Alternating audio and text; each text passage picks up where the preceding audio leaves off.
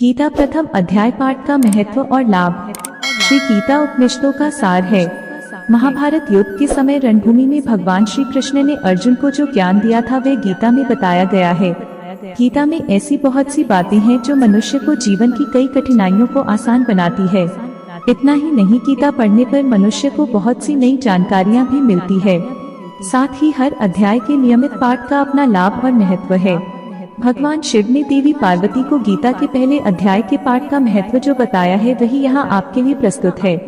लेकिन गीता के पहले अध्याय के महत्व को जानने से पहले जान लीजिए श्रीमद् भगवद गीता के प्रथम अध्याय की खास बातें। गीता के पहले अध्याय का नाम अर्जुन विषाद योग है। इस अध्याय में कुरुक्षेत्र के मैदान में उपस्थित बंधुओं और संबंधियों को सामने देखकर अर्जुन के मन में उठे विषाद और मनस्थिति का वर्णन किया गया है, जिसे संजय धृतराष्ट्र को बताते हैं। एक समय पार्वती जी ने पूछा है, महादेव जी, किस ज्ञान के बल पर संसार के सब लोग आपको शिव कहकर पूछते हैं? मृगछाला ओढ़े और अपने सभी अंगों में शमशान की विभूति लगाएं, गले में सर्प और नरमुंडों की माला पहने हुए हो, इनमें तो कोई भी पवित्र नहीं, फिर आप किस ज्ञान से पवित्र माने जाते हैं? तब महादेव ने उत्तर दिया कि हे प्रिय सुनो, मैं गीता ज्ञान को अपने हृदय में धारण करने से पवित्र माना जाता हूँ। इस ज्ञान से मुझे बाहर के कर्म नहीं व्यापते। तब पार्वती जी ने कहा कि हे भगवान, जिस गीता ज्ञान की आप ऐसी स्तुति करते हैं उसके श्रवण करने से कोई कृतार्थ भी हुआ है? महादेव ने उत्तर देते हुए कहा कि इस ज्ञान को सुनकर बहुत से जीव कृतार्थ हुए हैं और आगे भी होंगे। मैं तुम्हें एक पुरातन कथा कहता हूँ, तुम सुनो। एक समय पाताल लोक में शेषनाग की शैया पर श्री नारायण जी नैन मूंदकर आनंद में मगन थे। उस वक्त भगवान के चरण दबाते हुए लक्ष्मी जी ने पूछा, हे प्रभु, निद्रा और आलस्य तो उन पुरुषों को व्यापता है जो जीव तामसी होते हैं, फिर आप तो तीनों गुणों से अतीत हो।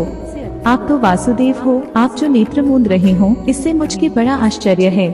नारायण जी ने उत्तर देते हुए कहा, हे लक्ष्मी, मुझको निद्रा आलस्य नहीं व्यापता। एक शब्द रूप जो भगवद गीता है उसमें जो ज्ञान है उसके आकार रूप है। यह गीता शब्द रूप अवतार है। इस गीता में यह अंग है, 5 अध्याय मेरे मुख है, 10 अध्याय मेरी भुजा है, 16वां अध्याय मेरा हृदय और मन और मेरा उदर है, 17वां अध्याय मेरी जंघा है, 18वां अध्याय मेरे चरण है।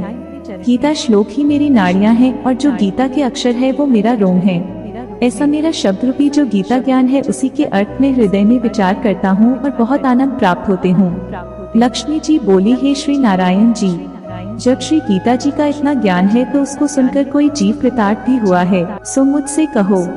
तब श्री नारायण ने कहा, हे लक्ष्मी, गीता ज्ञान को सुनकर बहुत से जीव कृतार्थ हुए हैं, सो तुम श्रवण करो। एक व्यक्ति था जो चांडालों के कर्म करता था और तेल नमक का व्यापार करता था। उसने एक बकरी पाली। एक दिन वह बकरी चराने के लिए वन में गया और वृक्ष से पत्ते तोड़ने लगा। वहाँ उसे एक सांप से डंस लिया, जिससे वह तुरंत मर गया। मरने के बाद उसने बहुत से नरक भोगे और फिर उसका जन्म बैल के रूप में हुआ। उस बैल को एक भिक्षुक ने मोल लिया। वह भिक्षुक उस पर चढ़कर सारे दिन मांगता फिरे। जो कुछ भिक्षा मांगकर लाता वह उसे अपने परिवार के साथ मिलकर खाता। वो बैल सारी रात द्वार पर खड़ा रहता। उसके खाने पीने का भी कोई ख्याल नहीं करता था और सुबह होते ही बैल पर चढ़कर फिर मांगने निकल जाता। जब बहुत दिन हो गए तो वह बैल भूख से गिर गया, लेकिन उसके प्राण नहीं निकले। नगर के लोगों ने देखा और उस बैल को कोई तीर्थ का फल दे तो कोई व्रत का फल दे, तब भी उस बैल के प्राण नहीं छूटे। एक दिन गणिका आई। उसने लोगों से पूछा, ये कैसी भीड़ है? तो उन्होंने कहा कि इसके प्राण नहीं निकलते, अनेक पुण्यों का फल दे रहे हैं तो भी इसकी मुक्ति नहीं होती। तब गणिका ने कहा कि मैंने जो कर्म किया है उसका फल मैंने इस बैल को दिया है। इतना कहते ही बैल की मुक्ति हो गई। तब बैल ने एक ब्राह्मण के घर जन्म लिया। पिता ने उसका नाम सुशर्मा रखा। उसके पिता ने उसे पढ़ाया लिखाया। उसको अपने पिछले जन्म की सुध थी। उसने एक दिन मन में विचार किया, जिस गणिका ने मुझे बैल की योनि से छुड़ाया था उसका दर्शन करूं। विप्र चलते चलते गणिका के घर गया और कहा, आप मुझे पहचानती हैं? गणिका ने कहा, मैं नहीं जानती, तुम कौन हो?